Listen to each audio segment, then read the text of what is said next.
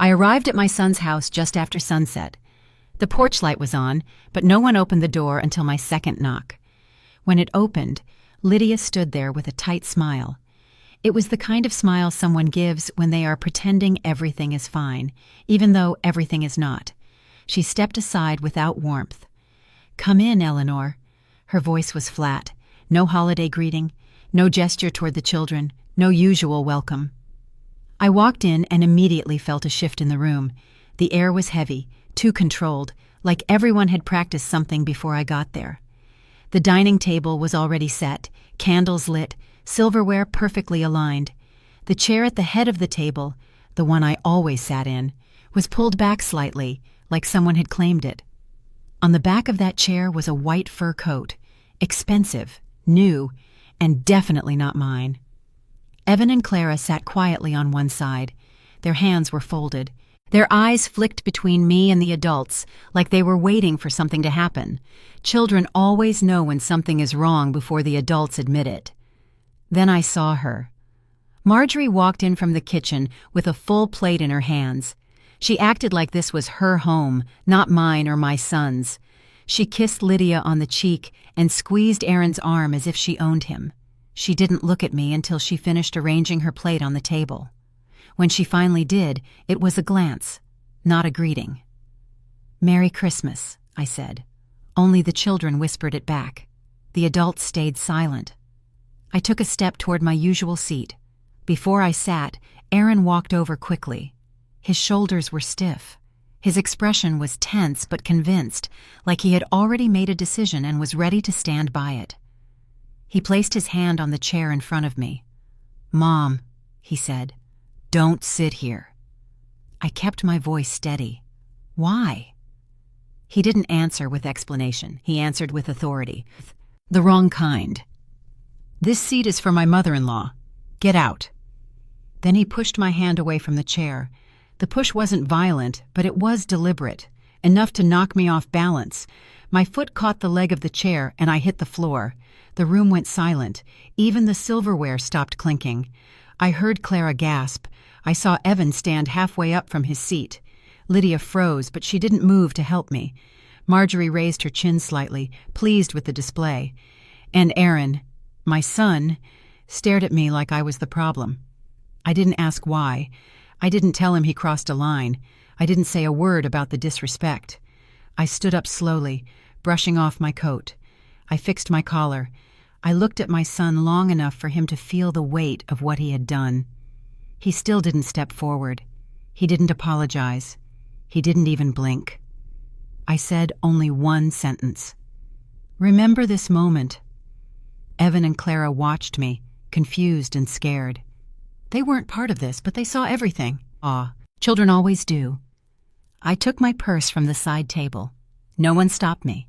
No one asked me to stay. No one said, "Mom, wait." The silence was their final choice. I walked to the door and let myself out. The cold air hit me, sharp and honest. It was cleaner than the air inside. I heard the muffled sound of Marjorie's voice behind the door, calm and satisfied. Aaron didn't follow. Lydia didn't move. The house continued without me as if I had never been invited. I walked down the driveway. Gravel cracked under my shoes. Lights from the house cast long shadows behind me. I reached my car and paused. Not because I was hurt, not because I needed a moment, but because I wanted to mark exactly how this night felt. Quiet, cold, and very clear. I drove home without music. The road was empty. Snow lined the edges of the street, glowing under the streetlights. I kept one hand on the wheel and let my mind settle. Anger was useless. Pain was unnecessary. Clarity was enough. When I stepped into my house, everything was in its place. The quiet welcomed me. I hung my red coat neatly on the hook. I walked to my study, the room I kept locked from visitors. Inside, the air was still. The shelves were full of files from decades of work. I knew exactly where to go. On the middle shelf, under the framed photo of my late husband, was a black leather book, the Legacy Ledger. I placed it on the desk and opened it. The pages held years of notes, business, family decisions, reminders from Leonard, and contingency plans. I flipped through until I reached a page marked with a silver clip. Phase 1. Immediate separation. I read the instructions I wrote long ago for a moment like this. A moment when boundaries were not just crossed, but destroyed. A moment when sentiment became a weakness. I took my pen and wrote down the date, the time, the exact words Aaron spoke to me. And then one more line. The line has been crossed. I closed the ledger. My hand was steady. My breathing even. There was no anger in me, only certainty. In that quiet room, with the lamp casting a soft circle of light over the ledger, I spoke to the empty air as if Leonard were standing beside me. It begins now. The house was silent when I woke just after midnight. I did not turn on the lights. I did not make tea. I sat at my desk, opened the legacy ledger again, and reviewed the notes under Phase 1. Every instruction I needed was already there. Nothing about last night was unexpected. Disappointing, yes. Surprising, no. I picked up my phone and contacted Lopez. He answered before the second ring. He never sleeps deeply when he knows I may call.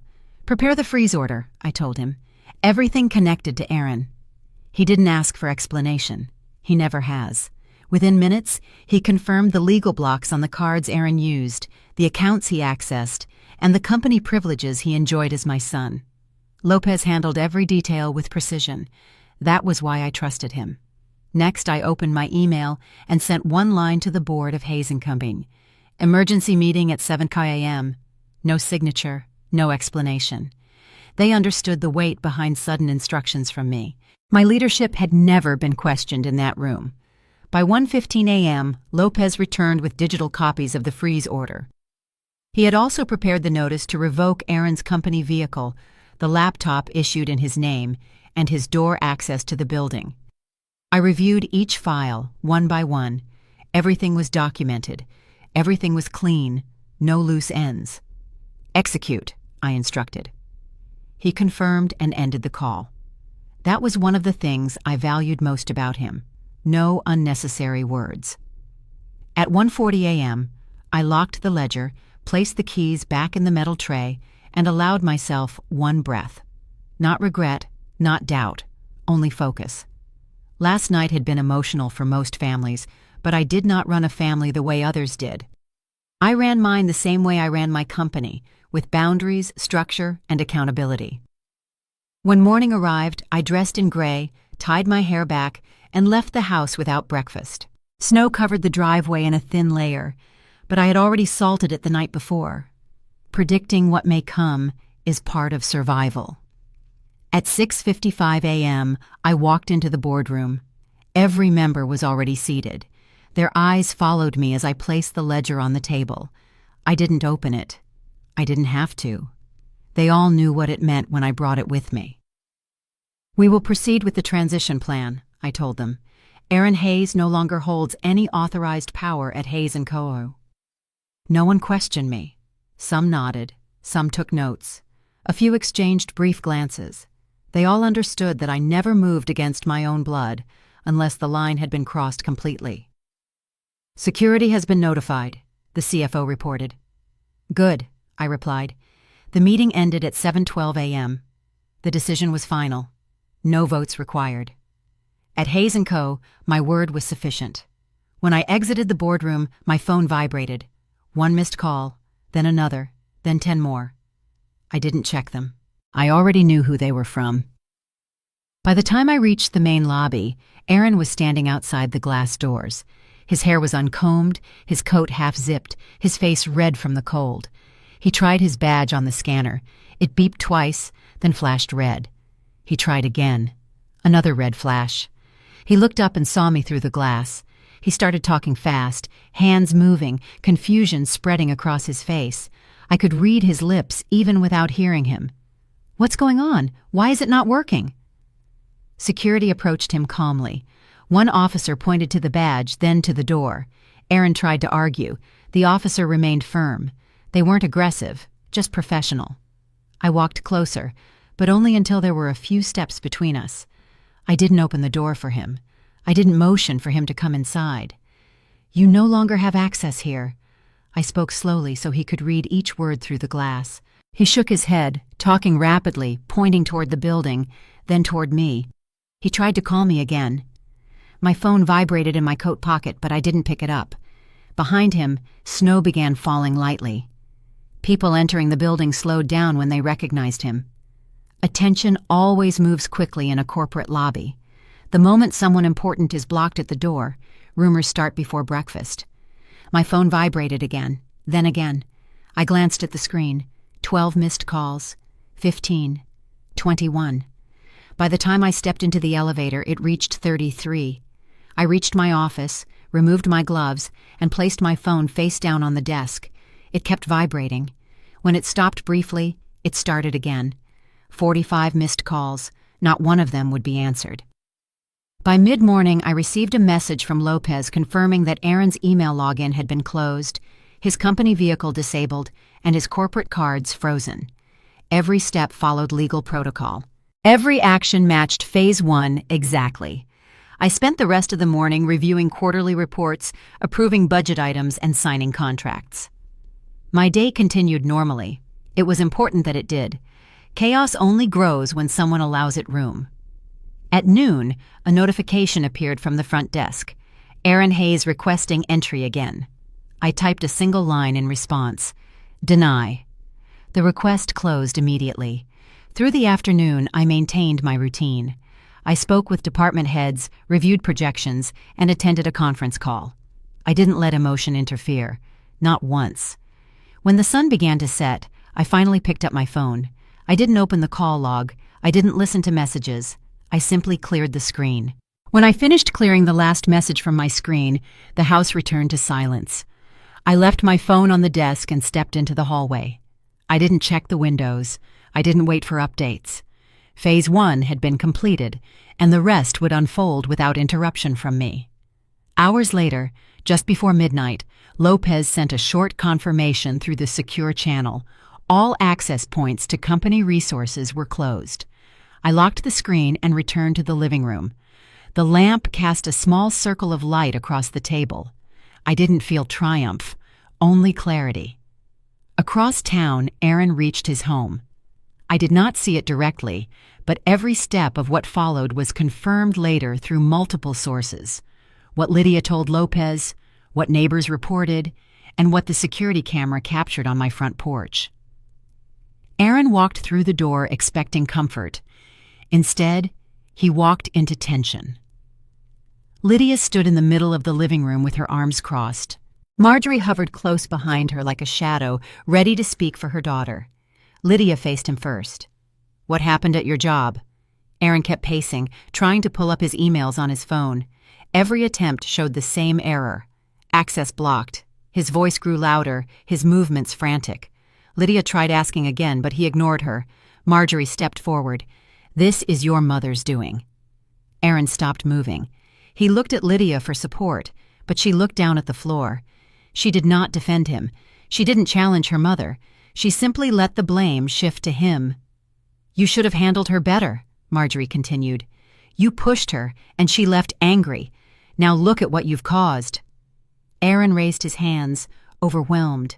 He tried to explain, but nothing he said sounded reasonable. He repeated the same things. His badge failing, the door not opening, the security stopping him, the calls she didn't answer. Lydia watched him but didn't move closer. Then Marjorie delivered the line that locked his night into place. "He can stay outside. I don't want this mess in my house." Lydia didn't argue. She didn't ask her mother to calm down. She didn't stand with her husband. She simply turned away and told him she needed time to think. Aaron tried to reach for her, but she stepped back. The shouting escalated. Neighbors later reported the sound of something falling to the floor. Through all of it, Lydia kept repeating the same phrase, "You brought this on yourself." Within minutes, suitcases were pushed toward the door. Aaron grabbed his coat and tried to gather a few things, but Marjorie blocked him and pointed to the exit. I didn't hear any of this in real time. I didn't need to. Every detail from that night followed the exact pattern laid out in Phase 2. Loss of stability, loss of support, loss of the false structure he built around himself. Outside, the snow had begun to fall more heavily. Aaron stood on the porch, staring at the closed door. He tried calling Lydia. The call rang once and stopped. He tried again, the same result.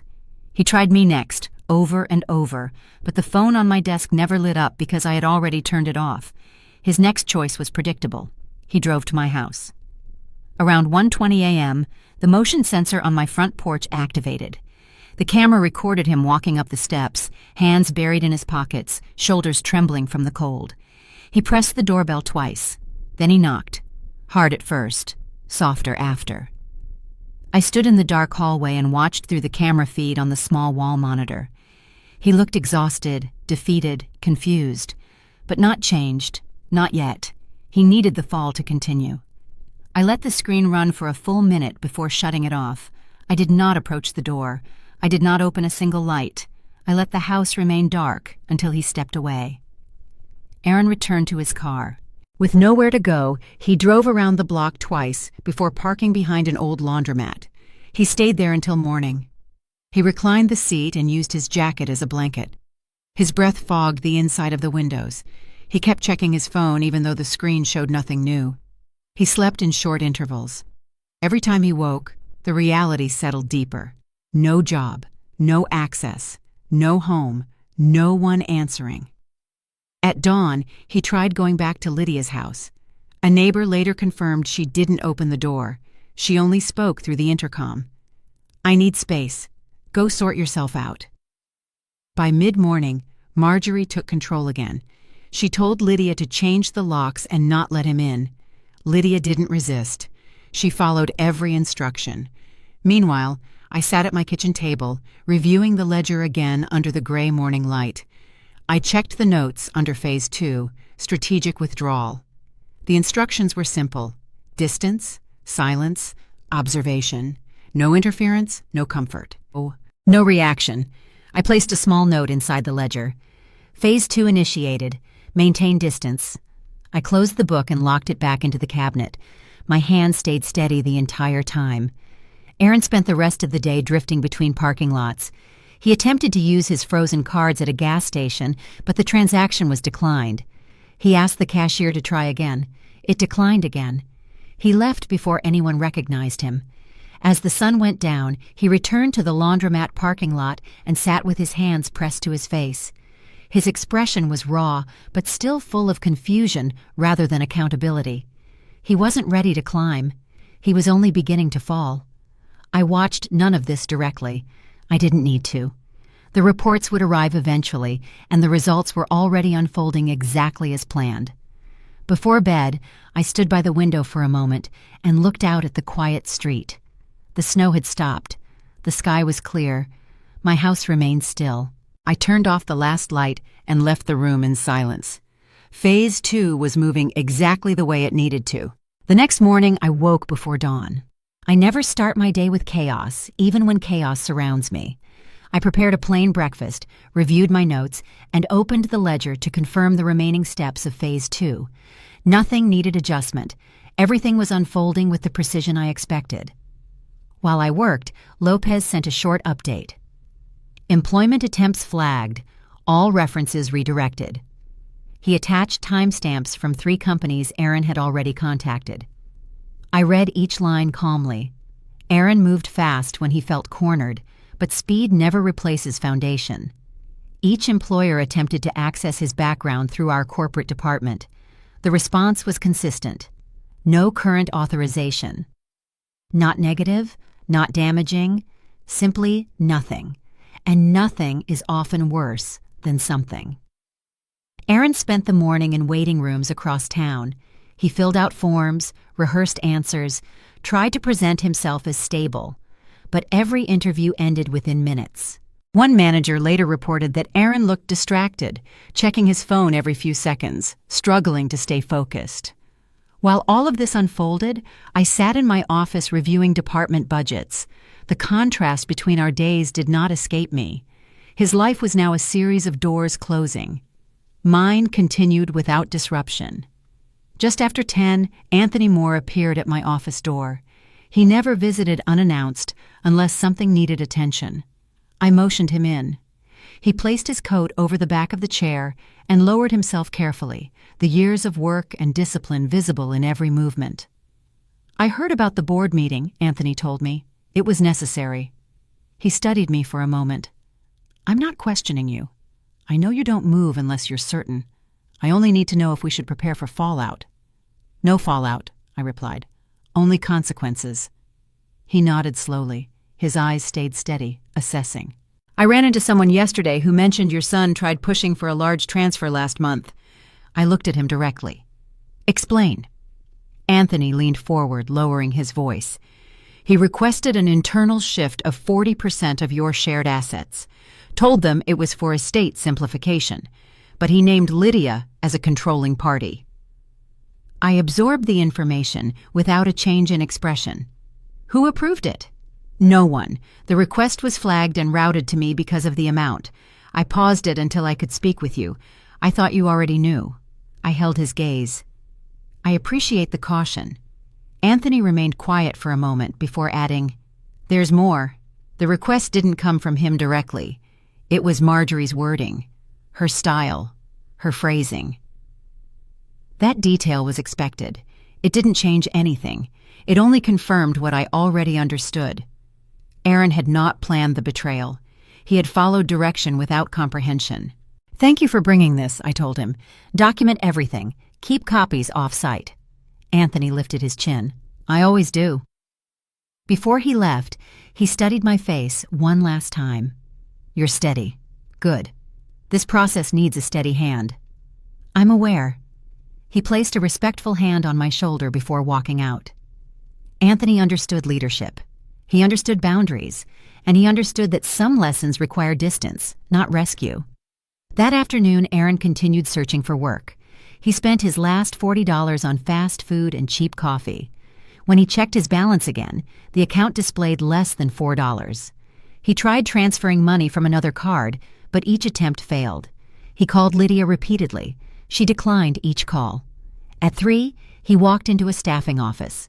The woman at the desk asked for identification, previous employer contacts, and any references he could provide. He handed her the information, and she typed quickly. Within seconds, she paused. Her expression indicated confusion, not alarm, just uncertainty. She tried a second time, then turned to him. "Your employment file isn't loading." Aaron rubbed his face. "Can you try again?" She tried. Nothing changed. "Is there a number for your supervisor?" she asked. He hesitated, then named one board member. She called. No answer. She tried another. Again, no answer. The system flagged his profile as inactive, but not terminated. It was as if he didn't exist professionally. The woman handed back the papers. "I can't process this today." Aaron nodded weakly and stepped outside. His shoulders slumped. He walked around the block, stopping twice to catch his breath. He wasn't used to effort without reward. He wasn't used to silence. At the same time, Lydia filed separation paperwork. She didn't contact Aaron about it. She went with her mother. Marjorie completed most of the forms for her. The clerk asked if Lydia wanted to list a forwarding address for Aaron. Lydia shook her head. "He doesn't live with me anymore." When evening came, Aaron drove to a discount store and bought the cheapest food he could find: crackers, canned soup, and a bottle of water. He paid in cash. 2 customers recognized him from the viral clip of him pushing me at the Christmas table. One whispered something and the other stared. Aaron kept his head down and walked out quickly. Back at home, I brewed Earl Grey and sat by the window with the report from Anthony. I reviewed each detail, highlighting numbers, marking notes, and organizing copies. I didn't rush. I didn't linger. I processed the information the way I processed any corporate threat, calmly, strategically. I wrote a note inside the ledger. Asset transfer attempt confirmed. Influence identified. Maintain distance.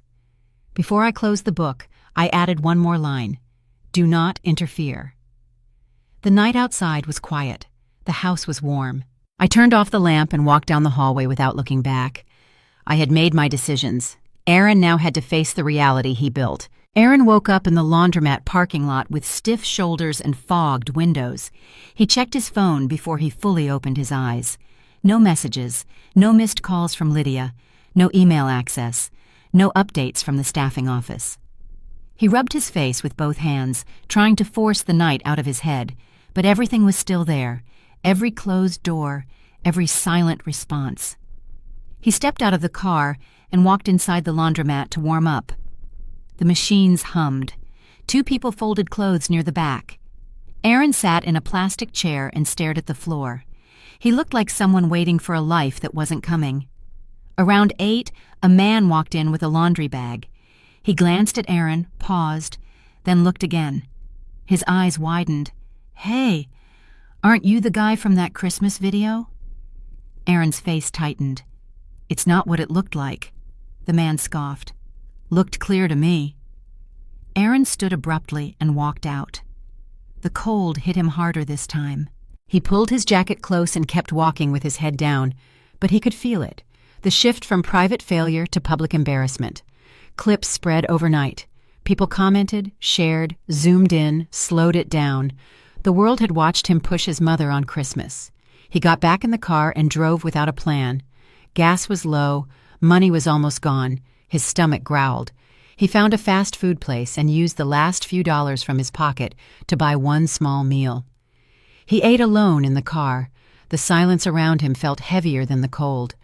Back at Hayes & Co., the morning moved normally. I met with Lopez and reviewed the legal documents again. "Protection protocol is ready," he informed me. "Proceed," I responded. Protection protocol was something I designed years ago. It rerouted 20% of company profits into a fund supporting older women facing financial abandonment. The board received the update minutes later. No objections. The reason was simple. My leadership built the company. My decisions were final. After signing the order, I walked through the office. Staff greeted me with respect. Some nodded. Some straightened their posture. They all understood the message. Discipline begins at home. If I held my son accountable, no one was untouchable. In the afternoon, Lopez approached with another update. The video reached 100,000 views. I acknowledged it with a small nod. Monitor the comments. Document threats if they arise. Lopez placed a printed page on my desk. Community reaction. Public sentiment is strongly against Aaron. I scanned the sheet. Words like entitled, cruel, and ungrateful filled the page. I set it aside. Public opinion was never the goal, but predictable outcomes had value. Meanwhile, Lydia packed her bags at her mother's house. She filled 2 suitcases, collected the children's clothes, and asked Evan to zip up his coat. "Where are we going?" Evan asked. "To a place we can breathe," Lydia replied. Marjorie stood by the dresser with her arms crossed. "You're overreacting. Stay here." Lydia shook her head. "I'm not raising my kids in this tension." Marjorie took a sharp step toward her. "He ruined everything. You think leaving makes you free?" Lydia zipped the last bag and lifted it. "I think distance makes me clear." Marjorie's jaw tightened with disapproval, but Lydia didn't look back. She took the children and walked out the door with steady steps. Back across town, Aaron parked near a strip mall. He was trying to decide where to sleep that night when 2 teenagers passed by. One nudged the other. "Is that him?" "Yeah, the guy from the video." Aaron lowered his head. He waited for the engine to cool before driving away. Shame traveled faster than truth, and truth wasn't on his side yet. By late afternoon, his phone battery dropped to 10%. He pulled into a grocery store parking lot and tried to charge it with an old cable. It didn't work. He walked inside the store, pretending to browse while his phone charged at a public outlet. A woman near the entrance recognized him, whispered something to the man next to her, and stepped aside like he carried something contagious. A store employee approached him. "Sir, you need to move away from the outlet." Aaron unplugged the phone and left without arguing. It was the first time he didn't defend himself, the first sign of exhaustion pushing past pride. While he drifted, I reviewed quarterly projections, met with 2 department heads, and approved a contract for a new project. My day was productive, controlled, clean. Eleanor Hayes did not break routine for personal chaos. Routine is what prevents collapse. At 4, I received a message from Lydia. "I've taken the kids. We need time." I responded, "Understood. Focus on stability." No emotional words, no questions. Lydia needed support through steadiness, not comfort. She answered with a quiet, "Thank you." Marjorie, however, sent no message. That didn't concern me. People like her burn their own bridges when left unchecked. That evening, I sat in my study reviewing the reports. The viral video was now being discussed on 3 local forums. Several people recognized Aaron from company events. A few mentioned his arrogance. A few mentioned his connection to me. None knew the details, and none needed to. I made a note in the ledger.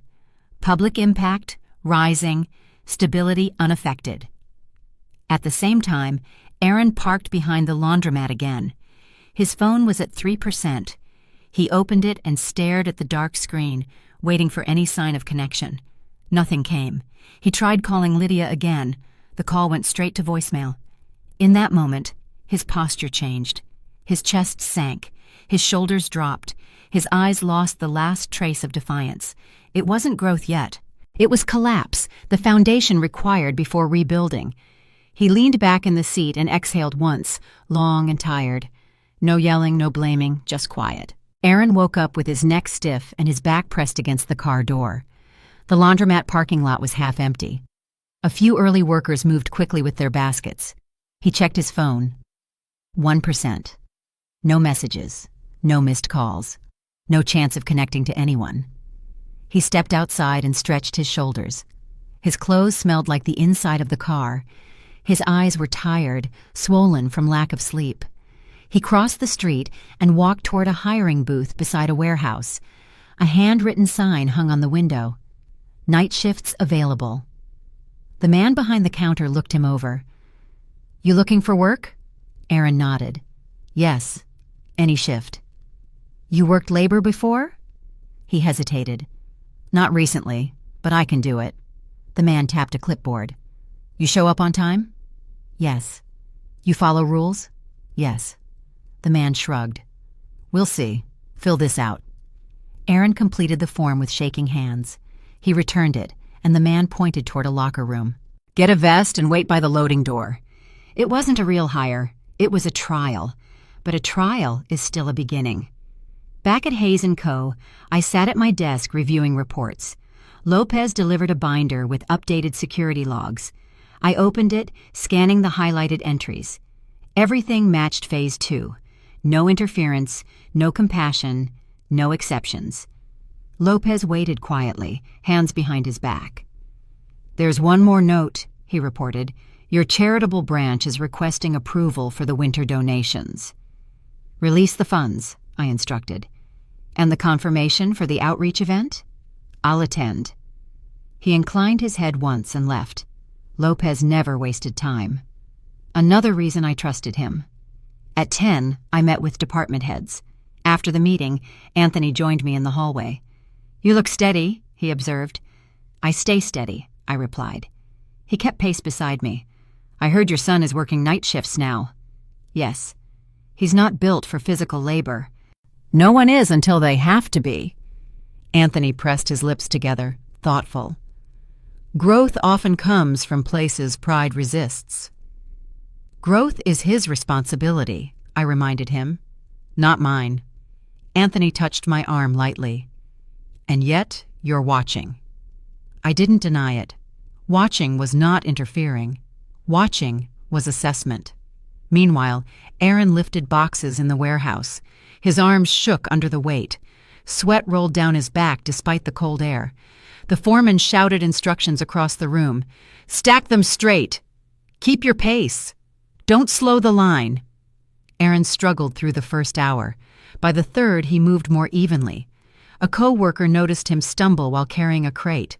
The crate tipped and Aaron nearly fell. The co-worker grabbed his elbow. "We don't let each other fall here," the man told him. Aaron looked at him, surprised. "Thanks. Just keep moving." Workers nodded as he passed. Not friends, not enemies, just people surviving the same shift.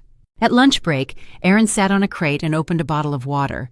A group nearby talked about weekend plans. Some of them laughed when the foreman complained about his back. Aaron didn't join in. He only watched them, trying to feel normal again. Across the city, I attended a charity meeting focused on winter supplies for older women. I reviewed budgets, approved schedules, and checked distribution lists. The director showed me a report of last year's outcomes. "Your contribution stabilized over 300 households," she told me. "Continue the same level this year," I instructed. "Yes, ma'am." Before leaving, she handed me a folder. "One more thing. There's an old record about misallocated funds from 3 years ago. We traced the issue." I opened the folder and saw numbers circled in red. Charity funds Aaron had redirected for personal expenses without my approval. A calm clarity settled over me. This wasn't new information, but seeing it documented strengthened my resolve. "Archive it," I instructed. "No further action." She nodded and stepped away. Later, Aaron finished his shift and walked to the supervisor's desk. The supervisor handed him a small envelope. "Your first paycheck. Not much, but earned." Aaron held the envelope tightly. "Thank you." "Keep showing up. That's the job." When he returned to his car, he opened the envelope slowly. The amount was small, but his expression shifted. This was the first thing he had earned without support from me or anyone else. That evening, a package arrived on my porch. Inside were several items: a photo from years ago, a sweater I had knitted, a watch I gifted him, a book he borrowed from me, and a few notes from his college years. Lopez informed me briefly. "It was delivered by courier. Sender was your son." I examined the items one at a time. They were pieces of his life with me, returned deliberately, not in anger, not as a message, as closure. I placed them neatly inside a labeled box, Aaron's belongings, then opened the ledger. I flipped to the page marked Phase 3. My pen rested just above the line. "Possibility," I wrote. "Not forgiveness, not reconciliation, only possibility." Aaron spent the night in his car again, but this time he held the paycheck in his hand. His breathing was steady. His eyes were less frantic. He stared through the windshield at the warehouse lights. Something inside him had shifted. Not fully, not enough, but it had shifted. Aaron arrived at the warehouse before sunset. His steps were steady now, not frantic like the first nights. He checked in, grabbed a vest, and walked toward the loading area without needing direction. The foreman glanced at him briefly. "You're early." Aaron nodded. "I'm getting used to it." "Keep that habit," the foreman replied, before turning back to the clipboard. During the shift, Aaron worked alongside the same group of men from the previous nights. One of them, a tall worker with worn gloves, lifted a crate and motioned for Aaron to grab the opposite side. "Balance it. Don't rush." Aaron followed, adjusting his grip. The crate settled smoothly on the pallet. "Better," the man commented. "You're learning." Aaron exhaled, a small hint of relief crossing his face. "Trying to." Trying counts. In the break room, a few workers discussed evening classes offered at the community center. One of them turned to Aaron. "You should come. Helps clear the mind." Aaron hesitated. "What kind of classes?" "Life skills, budgeting, communication, a bit of everything." Another worker added, "Helps you deal with whatever mess you came from." Aaron didn't argue. He simply nodded. That night, instead of driving back to the laundromat, he went to the community center. The hallway smelled like cleaning solution and old books. A volunteer handed him a form. "You here for the evening course?" "Yes." "Room 4. You can sit anywhere." Aaron walked into a small room where a handful of people sat quietly. The instructor, a middle-aged woman with firm posture, started by pointing to the screen behind her. Tonight's topic: ownership of choices. As she walked through the examples, Aaron listened more than he spoke. When it was his turn to share, he paused before forming his words. "I'm here because of the video," he admitted, "and because everything around me fell apart." The instructor nodded. "You showed up. That's the first step." A few participants glanced at him with understanding rather than judgment. He didn't defend himself. He didn't explain the past. He simply acknowledged it. Across town, I finished a late meeting and placed my coat on the passenger seat before driving to the cemetery. The road was quiet, and the sky held a low gray tone. I parked and walked between the headstones until I reached Leonard's marker. I brushed off the light dust and stood still for a long moment. I monitored Aaron's progress, I told the air. He's stabilizing. My voice remained calm, not emotional. He's working. He's attending classes. He's showing consistency. I adjusted the flowers in the vase. But I'm not opening the door yet. He has more steps to take. The weight of the past didn't crash over me. It simply sat with me, familiar and manageable. Leonard's lessons remained intact, boundaries first, sentiment later, if at all. After leaving the cemetery, I drove home and reviewed updated reports. Lopez forwarded class attendance records. Anthony forwarded warehouse performance notes he obtained from a contractor contact. Each piece confirmed a pattern. Aaron was taking responsibility, not seeking shortcuts. The next afternoon, Lydia met with a counselor for the children. Evan sat quietly, but Clara fidgeted with the zipper on her jacket. "Do you miss your dad?" the counselor asked. Clara nodded. "He's not the same anymore." Evan lifted his head slightly. "Is he coming back?" Lydia placed a gentle hand on his shoulder. "He's learning, and learning takes time." Her voice carried a shift, less controlled by Marjorie, more guided by her own clarity. Later that evening, Aaron returned to the community class. When the instructor handed him a worksheet about personal accountability, he studied it carefully. She noticed the focus in his expression. "You're processing," she observed. "I'm realizing how much I ignored," Aaron admitted. "That's growth, quiet but real." After the session, Aaron walked to his car. The cold air bit at his hands, but he didn't rush. He sat behind the wheel and stared at his notebook. The pages held small improvements, words he wrote, steps he committed to, reminders he never followed before. Across the city, I entered my study and unlocked the ledger cabinet. I placed the day's notes inside and marked the next page. Phase 4. A sealed envelope rested inside the drawer, Reconciliation Conditions. It was not to be given yet, but the time was approaching. Later that night, Aaron placed all the items he returned to me on the passenger seat again. After a moment of hesitation, he moved them back to the rear seat. A symbolic shift. He wasn't discarding the past anymore. He was acknowledging it. As he prepared to rest, he whispered a quiet promise to himself. "Keep going."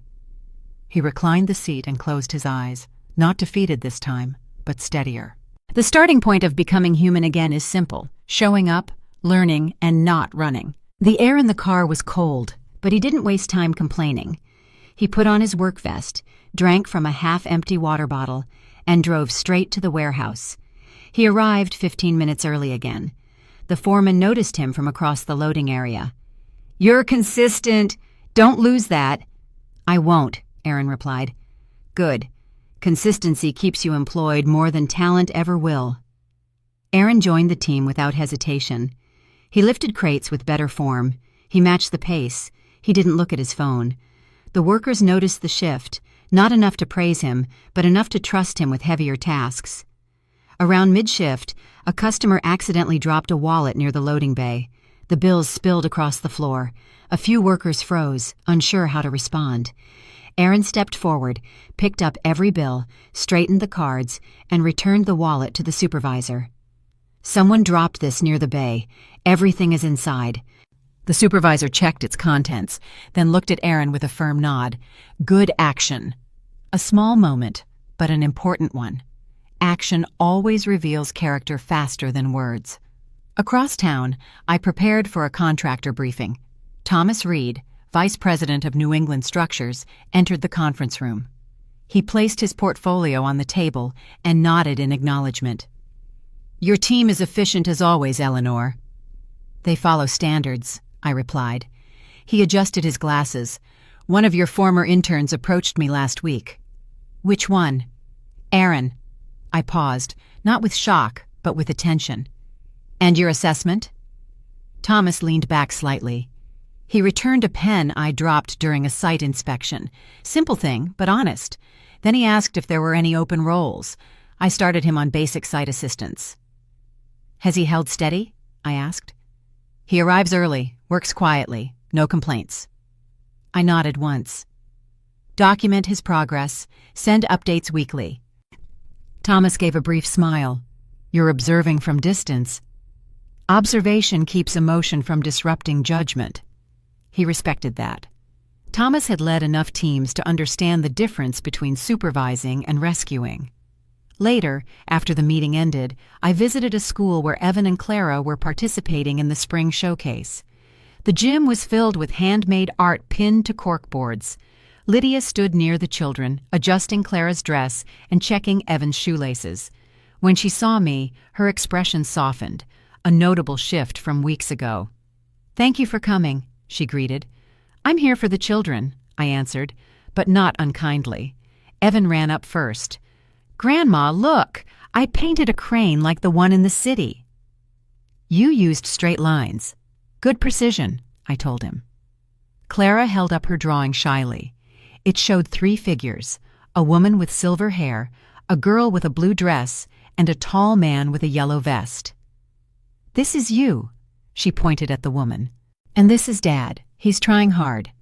Her voice was small but confident. Lydia exhaled quietly, not in sadness, but in acceptance. They talk about him more now. It's different. Growth is visible when habits change, I responded. The principal invited families to take photos. I stepped aside, giving Lydia and the children space. During the showcase, I watched them interact with their friends and teachers. They carried no weight from the past. Children move forward faster than adults. In the afternoon, Thomas called with another update. Aaron helped organize the site materials. He corrected 2 safety errors before I caught them. Noted, I replied. He listens more than he talks. That's rare. Efficiency requires listening, I answered. Then he's learning. When the call ended, I opened the ledger and reviewed Phase 4. The envelope inside, the one marked reconciliation conditions, rested untouched. I wasn't ready to deliver it. Growth needed time, not applause. Meanwhile, Aaron finished his shift and walked across the lot.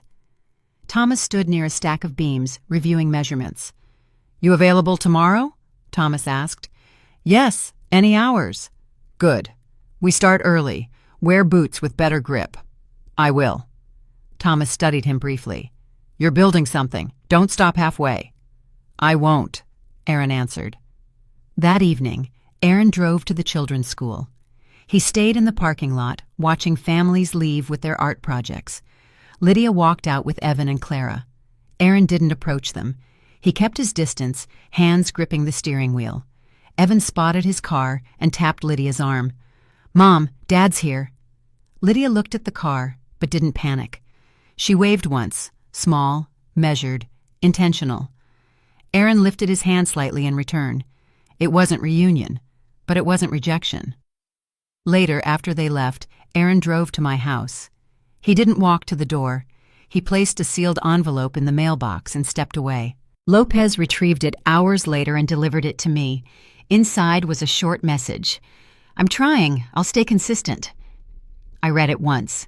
Then I placed it in the ledger under Phase 4.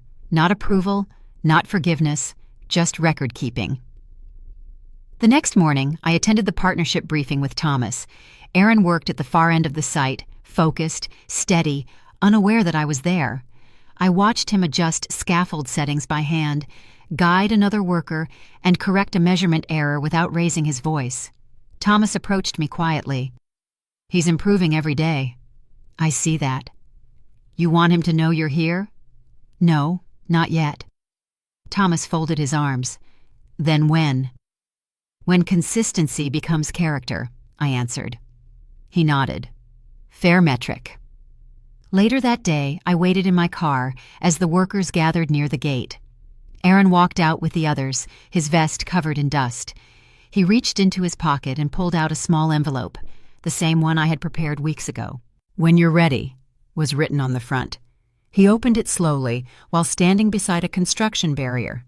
Inside was one line in my handwriting, continue 1 full year, no exceptions. His shoulders straightened, not defeated, but committed. He tucked the letter into his jacket and walked toward his car with a new steadiness in his stride. Small actions, steady progress, quiet discipline. That is how strength is rebuilt. Aaron began the first month of his 1-year commitment without missing a single shift. He arrived early, stayed late, and communicated with his team clearly. No shortcuts, no excuses. When the weather turned unpredictable, he worked through it. When equipment malfunctioned, he followed protocol instead of guessing. His consistency became routine, not effort.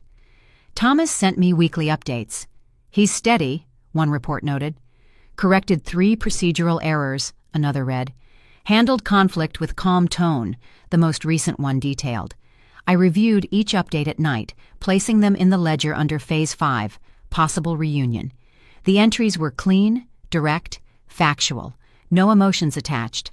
Observation stayed separate from sentiment. Meanwhile, Aaron spent his evenings at the community center. He attended classes on budgeting, communication, and conflict resolution. During one session, the instructor presented a scenario about taking responsibility. "Blame is the fastest way to stop progress," she told the group. Aaron lifted his hand. "I blamed everyone for what I created. It didn't fix anything." The instructor nodded. Acknowledgement is a form of strength. Aaron wrote the line in his notebook. Across town, Lydia adjusted to her new routine with Evan and Clara. She maintained boundaries with Marjorie and kept communication open with the counselor. Evan asked her during breakfast, "Mom, can we see Grandma again?" "You will," she assured him. "We're making changes, all of us." Clara chimed in. "Can Dad come too one day?" Lydia hesitated, but didn't shut the question down. "We'll see how he grows." Her answer was honest. Not harsh, not hopeful, just measured. One afternoon, my charity team requested my presence at a mother-child donation event. I arrived wearing a simple coat and kept to the side. Women collected clothing and winter supplies. Volunteers helped sort packages. A young mother approached me. "You built all this, didn't you?" "I organized the structure," I clarified. She smiled. "Structure saves lives." I acknowledged the comment with a small nod. While overseeing the distribution tables, I caught a familiar voice behind me. "Excuse me, ma'am, do you need a hand with these boxes?" I turned slightly and saw Aaron, arms strong from labor, clothes worn but clean, face calmer than months ago. He didn't see me. He was helping another volunteer. He lifted boxes, organized supplies, and instructed new helpers with steady direction. Not commanding, but guiding. I observed from a distance, then stepped away without approaching him. Distance preserves clarity. Later that week, an unexpected moment occurred at the Saturday market. I was purchasing produce when I sensed someone pause nearby. I looked up. Aaron stood a few steps away, holding a small basket of groceries. No panic, no desperation, no expectation. He acknowledged me with a restrained nod. "Good afternoon," he greeted calmly. "Afternoon," I responded. He didn't rush into conversation. He didn't reach for an apology. He stayed in his lane. "I'm keeping to the plan," he informed me. "Work, classes, no interruptions." "Maintain your direction," I replied. "I will." He didn't linger. He stepped aside to let another customer pass and continued down the aisle. The interaction lasted less than 30 seconds, but it held more weight than every apology he had attempted in his past life. Not because of emotion, but because of discipline. That evening, I returned home and opened the ledger. I wrote a single line under Phase 5, Consistency Developing into Character. The next week, Lydia brought the children to the park. Evan spotted me first. "Grandma!" He ran toward me with Clara following close behind. Lydia approached after them, keeping a respectful distance. "Thank you for meeting us," she greeted. "I'm here for the children," I reminded her.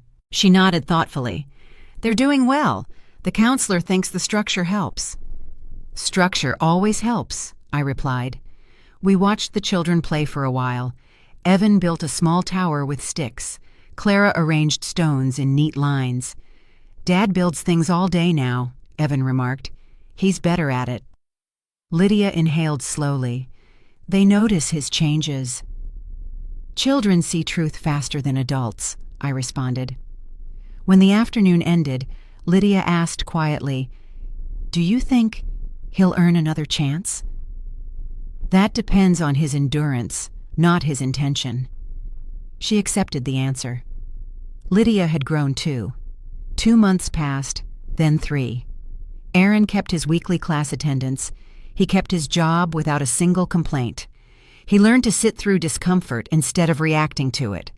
Thomas's reports grew shorter, not because progress slowed, but because it grew predictable. Reliable. Focused. No issues. Team respects him. And then, on a quiet Sunday morning, I sat at my kitchen table reviewing new reports. My pen hovered over the ledger. The entry was simple, but significant. Phase 5, possible reunion. I closed the ledger and stood. Growth had reached a measurable point. Not complete, not guaranteed, but measurable. That afternoon, I drove to the Saturday market again. I didn't plan to approach him. I only wanted to observe. When I turned the corner near the fruit stand, Aaron was there, helping an elderly vendor adjust a heavy display crate. He lifted it carefully, placed it evenly, checked that it was stable, and stepped back to confirm. The vendor thanked him. "You work hard, young man." Aaron responded quietly, trying to stay consistent.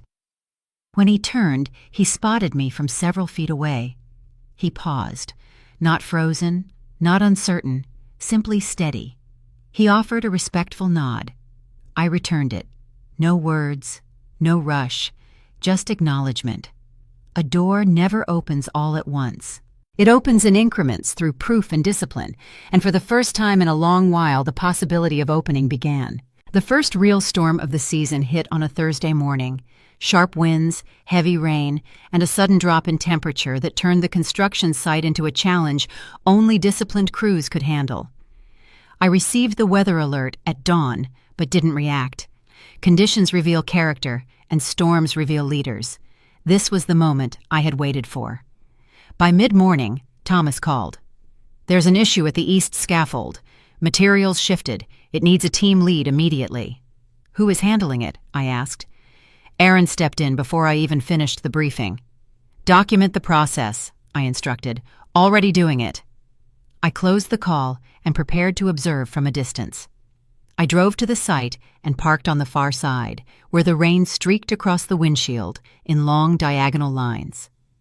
Workers rushed between stations, securing unstable beams and clearing debris. I scanned the area until I saw him, vest soaked, boots anchored in mud, voice steady as he coordinated the crew. "Hold the brace," Aaron instructed one worker. "Shift the weight to the left," he directed another. "We don't move until everything is locked." No panic, no aggression, no shortcuts. Thomas approached him. "You good out here?" Aaron nodded once. "The structure holds if the foundation stays controlled. No rushing." "That's the right call." Safety first, clarity second.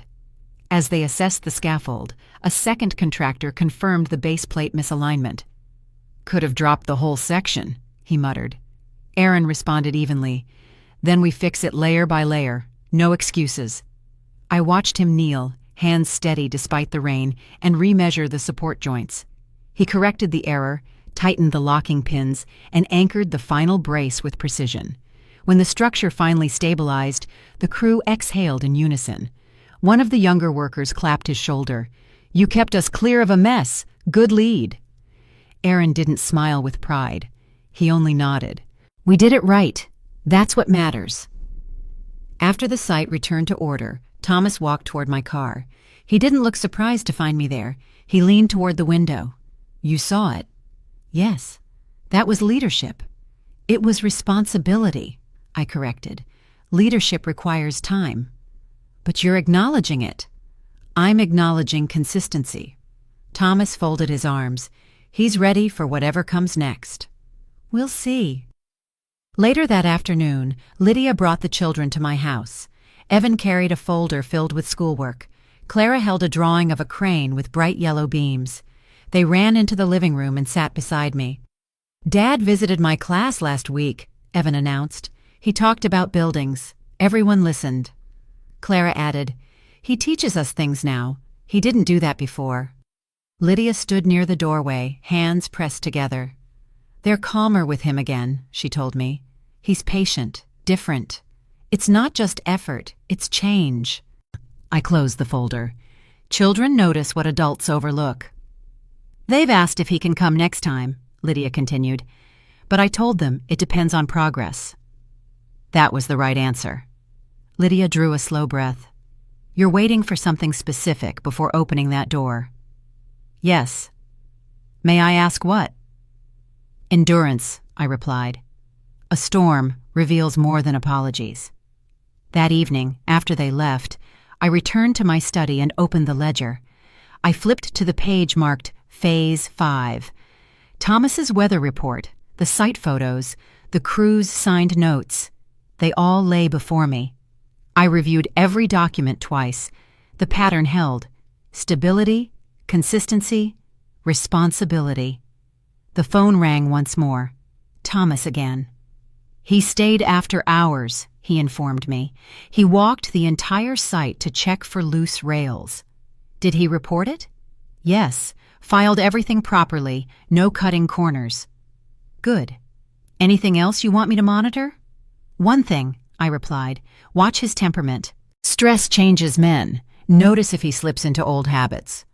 "I've been watching," Thomas assured. "He doesn't raise his voice.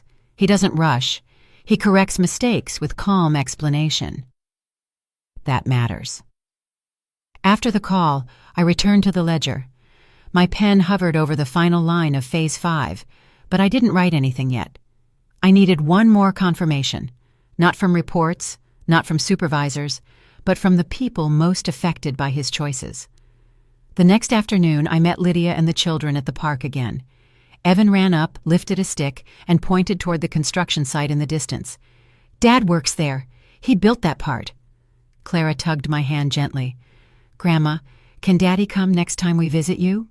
Her voice was soft, hopeful, and stable, not anxious. I didn't answer. I only held her hand a little tighter. The question carried weight, and weight requires careful placement. When the sun lowered behind the trees, Lydia approached. "Whatever you decide, he's earning it." I looked at her. "Growth is proven in storms." "And he faced one," she replied. I didn't speak again. I didn't need to. The moment had delivered the final test. That night, I sat alone at my kitchen table. I opened the ledger one last time, turned to Phase 5, and wrote the line that marked the shift. Reunion, possible. The door wasn't open, but the lock had finally turned. The boardroom was colder than usual, not from temperature, but from the weight of expectation. Executives filled their seats, murmuring over quarterly projections and structural updates. I entered without announcement and took a seat at the far end of the table. No one questioned my silence. Silence from me always carried intention. Thomas stood near the presentation screen, reviewing his notes. When he caught my eye, he gave a brief nod. It was time. A minute later, the door opened.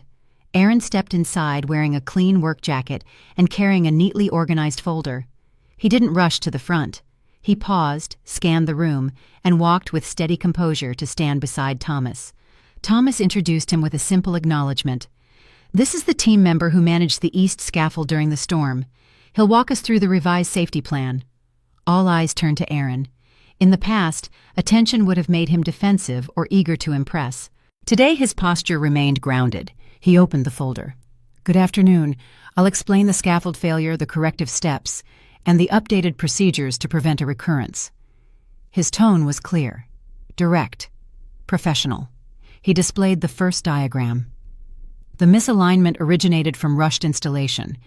The solution was a complete reset. No partial fixes, no shortcuts. He moved through each step with precision. We reinforced the brace with crosslock pins. We recalibrated measurements. We slowed the pace until every section met build standards. Executives nodded. A few took notes. Thomas crossed his arms with visible approval. Aaron continued. "Safety improves when communication is controlled. We reduced noise on the line and made responsibilities explicit. Every worker understood the sequence." A board member raised a question. "If this happens again, what's your recommendation?" Stop immediately, Aaron responded. Assess. Correct. Resume only when everything is secure. No hesitation, no ego, just clarity. When he finished, he stepped back. Thank you for the opportunity to explain our process. The room remained silent for a few seconds. Respectful silence, not awkwardness. Thomas turned to the board. The site maintained full stability through the storm because of this corrective approach. He glanced toward me, not for approval, but for acknowledgement. I closed my folder without reaction. Document today's presentation, I instructed. A corporate assistant nodded and began saving the files. As the meeting ended, executives filed out. Thomas remained near the screen, gathering the papers. Aaron stood near the door, waiting for direction instead of pushing for attention. I rose from my seat and approached Lydia, who had been invited to observe the presentation as part of the Operations Reset program. She looked overwhelmed but proud in a restrained, cautious way. He did well, she whispered, almost as if testing the words. He is no longer the man he was, I responded. Lydia released a slow breath, her shoulders relaxing for the first time in months. He's trying every day. Not for show. For real. Consistency carries more weight than effort, I told her. I know. She paused. He's earning back the kids' trust, and mine. She wasn't asking for my approval. She was stating her observation. That mattered. We stepped into the hallway. Aaron remained at the far end, talking softly with Thomas. He didn't look in my direction. He wasn't waiting for praise. He was listening to instructions about next week's project schedule. Lydia hesitated, then faced me. If you ever choose to open the door, he won't waste it this time. I studied her for a moment. She wasn't the same woman from the Christmas table. Her voice no longer echoed Marjorie's tone. She stood on her own now. I'll decide when the foundation holds, I told her. That's fair, she acknowledged. After she left, I remained in the hallway, watching Aaron from a distance. His interactions were controlled, thoughtful. When Thomas handed him a clipboard, he reviewed it methodically before responding. His movements held discipline, not forced, but earned. I reached into my coat pocket and touched the object I had carried with me. A photo of the three of us from years ago. Leonard had taken it. Aaron was smiling. I was holding Evan as a newborn. A moment of uncomplicated past. I placed the photo into a small Phase 5 box inside my bag. A symbolic step, but a deliberate one. Walking toward the exit, Lopez met me near the door. Do you want the full report on today's presentation? Yes, I replied. He handled pressure well. I observed, Lopez continued. No irregularities, no arrogance, no shortcuts.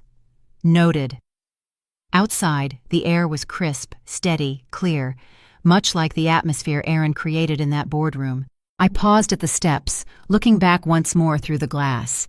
He was still working through the notes with Thomas, unaware that I was watching. Recognition is not forgiveness. Approval is not reunion. But recognition is a step. And today, he earned it. I walked to my car and closed the door with a quiet click. For the first time in many months, I did not write distance in the ledger. Instead, I wrote one line under Phase 5. The threshold is near. The 1-year mark arrived without ceremony. I woke at my usual hour, prepared my tea, and opened the ledger. The line I had written months earlier, reunion, possible, rested at the top of the page. Below it, I had left space. Today, that space would be used. I removed a single envelope from the back of the ledger. It held the invitation I wrote weeks ago, waiting for the time when consistency met readiness. I placed the envelope on the kitchen counter, addressed it, and handed it to Lopez when he arrived for the morning briefing. Deliver this before noon, I instructed. Lopez glanced at the handwriting. Understood. He left without questions. Loyalty never requires repetition. By early afternoon, Aaron stood outside my home. He did not knock immediately. The camera feed showed him standing still, both hands clasped together, controlling his breathing. His hair was combed, his jacket clean, his posture disciplined. He didn't arrive with flowers, gifts, or apologies. He arrived with readiness. When he finally lifted his hand and tapped the door, I walked forward and opened it myself. We faced each other. No rush, no tension, no emotion forcing its way into the moment. "Come in, Aaron," I told him. "We have much to discuss." He stepped inside, not a single step over the threshold until he heard the words. He followed me to the dining room where a simple table was set, 2 cups, a silver teapot, and nothing more. Quiet, controlled, intentional. We sat, not across a grand table, not separated by distance, close enough to speak without raising our voices. He cleared his throat softly. "Thank you for inviting me." "I invited you because you earned it," I clarified, "not because time passed." He nodded. "I understand. You stayed consistent for a full year. I kept the plan you wrote, every step. I monitored the results." He lowered his gaze for a moment, not in shame, but in acknowledgement. "I was wrong. For years. I placed blame everywhere, except where it belonged. I am not here for confessions," I told him. "I am here for proof, and proof requires ongoing action." "I know." He straightened his posture. "I won't fall back." I poured the tea carefully, placing his cup in front of him. "Growth is not a performance. It is a discipline." "That's what I'm learning," he responded. "Good. Continue learning." For a moment, neither of us spoke. Silence held structure, not avoidance, not discomfort, but space. He finally asked, "Can I rebuild the relationship with Evan and Clara?" "You may continue earning their trust," I answered. "They observe you more closely than you realize." "I'll show them steadiness." "Not show," I corrected. "Maintain." He accepted the correction without resistance. We shifted to the practical matters: employment, finances, long-term plans. He explained his progression on the construction team. "I want to move into structural coordination one day," he shared. "It's a path I can grow through." "Continue submitting weekly reports," I instructed. "Structure keeps recovery clean." "I will." After a pause, I reached for the small box I placed on the side table earlier. I opened the lid and removed a folded sweater, soft gray wool, carefully preserved. "This belonged to you," I stated. "You returned it months ago." He looked at it with clear recognition.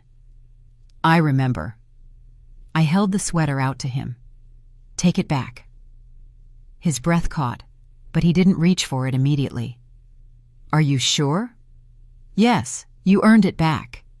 He accepted the sweater with both hands, holding it with care. "Thank you." "This is not forgiveness," I clarified. "This is acknowledgement." "I understand."